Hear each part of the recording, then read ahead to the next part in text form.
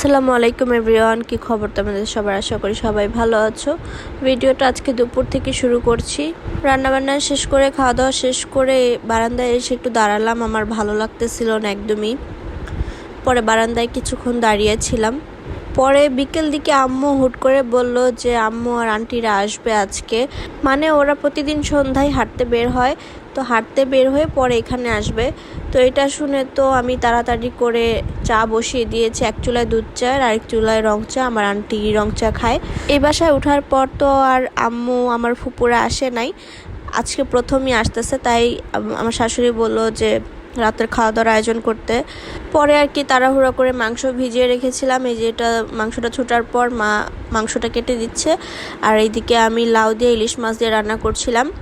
আম্মুরা তো দেখা যায় যে মাংস টাংস অত খেতে চায় না, তো আমি হাতের কাছে যা ছিল তাই রান্না করতেছি কম সময়ের মধ্যে। সন্ধ্যার জন্য নুডলস রান্না করতেছি। আর নুডলসটা দেখে কেউ মনে করো না যে আমি কিছুই দেই নাই। এটা বাবা নতুন একটা নুডলস এনেছে। এটা চপস্টিক না চ্যাপস্টিক কি জানি একটা নাম ছিল। ওইটার মশলাটা একদম সাদা সাদা, তাই এরকম দেখা যাচ্ছে। যাই হোক, আমি এখন মাংসটা একবারে মেখে তারপর বসাই দিব। যেহেতু হাতে সময় কম, তাই আর কি আজকে কষাচ্ছি না, একবারে মেখে তারপর বসাই দিব। মোটামুটি সব কিছু বাসাই ছিল। আর আমি তো জানি আমার আম্মু ফুপুরা কী খায় না খায়, তাই ওইরকম আহামরি কিছু রান্না করি নেই।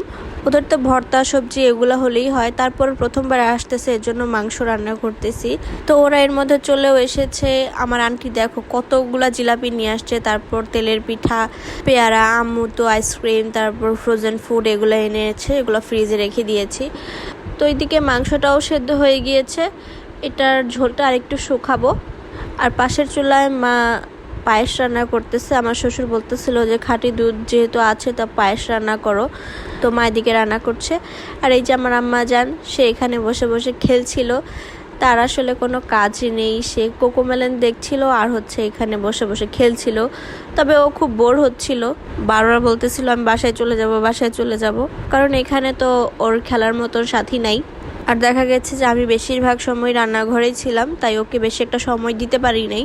তারপরে যতটুকু পেরেছি ওর সাথে ছিলাম। তো আম্মুরা শুরু করলো যে বাসায় চলে যাবে 9টার দিকে, তাই আমি তাড়াহুড়ো করে খাবার সার্ভ করে দিয়েছিলাম। আর আমি যেই কলা পাতার ডিজাইনের যেই টেবিল ম্যাটগুলো এনেছিলাম ওইগুলো আজকে বের করেছি। এটার কথা মনে ছিল না, পরে মনে পড়ার পর বের করলাম। তো এদিকে আমি সার্ভ করছিলাম আর আমার আম্মাজান এসে জিজ্ঞেস করছিল পিপি তুমি কি করো। তো আজকে বেশি কিছু করতে পারি নাই। এখানে লাউ দিয়ে ইলিশ মাছ দিয়ে রান্না করেছি, তারপর মা লইটা শুটকি ভুনা করেছিল, আর গরুর মাংস রান্না করেছি। এই হচ্ছে আজকের মানে টুকটাক আর কি খাবার।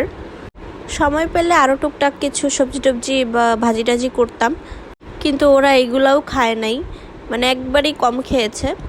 যাই হোক, আম্মু আইসক্রিম এনেছিল যেটা, সেটা আমি এখন বসে বসে খাচ্ছি ওরা যাওয়ার পর।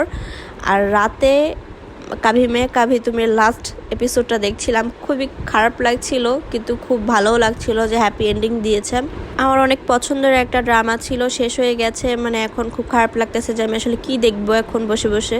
যাই হোক, এই ছিল আমার আজকের ছোট্ট একটি ভিডিও। দেখা হবে নেক্সট ব্লগে। আল্লাহ হাফেজ।